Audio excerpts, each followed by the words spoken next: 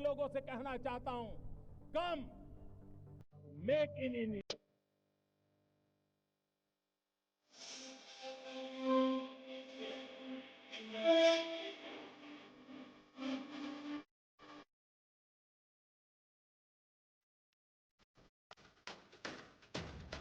Hamas के हमले में 700 से अधिक इजरायली लोगों की मौत हो गई है। इजराइल ने दावा किया है कि हमास ने सेना को निशाना नहीं बनाया, बल्कि नागरिकों को निशाना बनाया है। इजराइल हमास युद्ध के दूसरे दिन आईडीएफ ने बताया कि हमारे लिए पिछले 24 घंटे बहुत कठिन थे।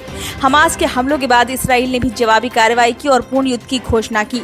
इजरायली सुरक्षा बलों के प्रवक्ता रिचर्ड हैचर ने कहा कि यह हमला एक तरह से 9/11 जैसा या उससे भी अधिक भयानक है।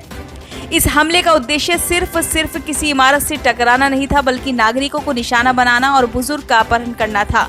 उन्होंने बताया कि हम हमास के हमलों का करारा जवाब दे रहे हैं। बच्चों, बुजुर्गों और महिलाओं को निशाना बनाना अंतर्राष्ट्रीय कानून के खिलाफ है, ये इस्लाम के भी खिलाफ है, ये परेशान करने वाला है। हमारा मानना है कि बस इस युद्ध में ईरान और हिजबुल्लाह शामिल होने की गलती ना करें। आईडीएफ प्रवक्ता मेजर लिब्बी वीस ने कहा कि हम वर्षों से हमास के बारे में बात कर रहे थे कि वह कौन है, हमास क्या करता है, लेकिन शनिवार सुबह सबको पता चल गया कि हमास कौन है। वह इसराइल का विनाश चाहता है, वह बच्चों, बुजुर्गों और महिलाओं का अपहरण करता है। हमास ने हम पर जमीन, समुद्र और हवा हर तरफ से हमला किया है। मेजर वीस का कहना है कि हमास सैन्य ठिकानों के लिए नहीं आया है। हमास नागरिकों को निशाना बना रहा है, जिनमें बच्चे, शिशु, बुजुर्ग शामिल हैं। युद्ध के दृश्य मानवता को झकझोर देंगे। हमला बहुत बर्बर है, स्थिति बहुत गंभीर हो चुकी है। हमास की क्रूरता इसराइल के लिए एक भयानक त्रासदी है। समाचार एजेंसी को एक साक्षात्कार में वीस ने बताया कि इजरायली सेना सीमा क्षेत्र को सुरक्षित करने के लिए बहुत बड़ी मेहनत कर रही है।